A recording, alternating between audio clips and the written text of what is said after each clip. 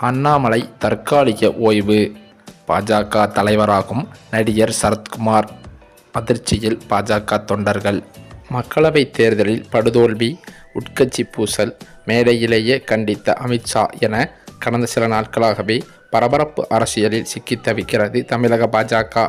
இந்த சூழ்நிலையிலோ தலைநகர் டெல்லியில் பாஜக மூத்த தலைவரும் உள்துறை அமைச்சருமான அமித்ஷாவை நேரில் சந்தித்து பேசியிருக்கிறார் தெலுங்கானா முன்னாள் ஆளுநரான தமிழிசை சவுந்தரராஜன்.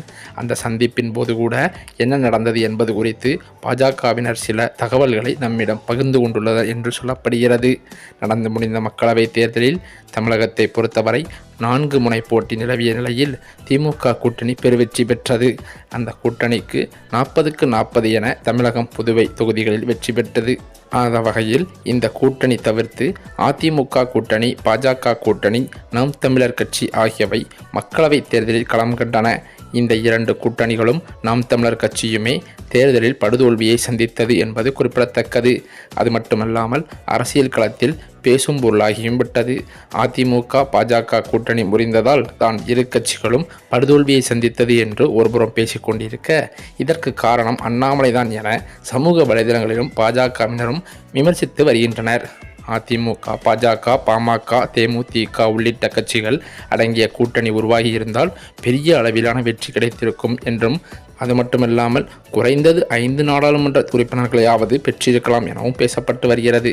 மேலும் கூட்டணி தொடர்பாக பேசிய அதிமுக முன்னாள் அமைச்சர் SP வேலுமணி, அண்ணாமலையின் பேச்சு காரணமாகத்தான் கூட்டணி அமையாமல் போனது, இதனால்தான் பாஜக கடும் தோல்வியை சந்தித்திருக்கிறது என கூறியிருந்தார். அவரது கருத்தை தமிழிசை சவுந்தரராஜன் வரவேற்று பேசியிருந்தார். குறிப்பாக கட்சியில் ரவுடிகள் இருப்பதாக தமிழிசை பேசியது கட்சிக்குள் மிகப்பெரிய சலசலப்பை ஏற்படுத்தியது.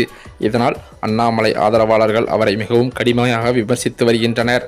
இந்த நிலையிலோ தற்போது தமிழக பாஜக தலைவராக இருக்கும் அண்ணாமலை அரசியல் தொடர்பான படிப்புக்காக லண்டன் செல்ல இருக்கிறாராம். புகழ்பெற்ற ஆக்ஸ்போர்டு பல்கலைக்கழகத்தில் அரசியல் குறித்து பயிலச் செல்லும் 12 பேரில் பாஜக தலைவர் அண்ணாமலையும் ஒருவராம். இதன் காரணமாக அவர் 6 மாதம் லண்டன் செல்ல இருக்கிறார். அவர் வெளிநாட்டில் இருக்கும்போது கட்சி பணிகளை தமிழக பாஜக அமைப்பு செயலாளராக இருக்கும் கேசவ விநாயகம் மேற்கொள்வார் என்றும் கூறப்படுகிறது. மேலும் அண்ணாமலையே கட்சி பணிகளை கவனித்துக் கொள்வார் எனவும் தகவல்கள் வெளியாகி வருகின்றன. இந்த சூழ்நிலையில் அமித்ஷாவை சந்தித்த தமிழிசை சவுந்தரராஜன் அவர்களோ தமிழக பாஜக தலைவராக நடிகர் சரத்குமார் அவர்களை பரிந்துரை செய்துள்ளதாக தகவல்கள் வெளியாகி வருகின்றன.